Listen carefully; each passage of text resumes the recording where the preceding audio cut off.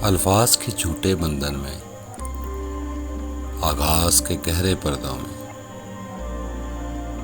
हर शख्स मोहब्बत करता है। हालांकि मोहब्बत कुछ भी नहीं, सब झूठे रिश्ते नाते हैं, सब दिल रखने की बातें हैं, सब असली रूप छुपाते हैं। एहसास से खाली लोग यहाँ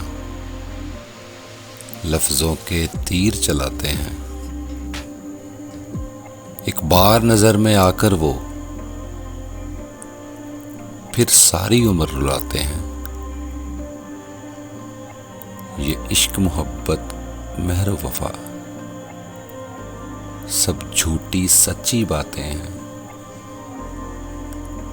हर शख्स खुदी की मस्ती में बस अपनी खातिर जीता है।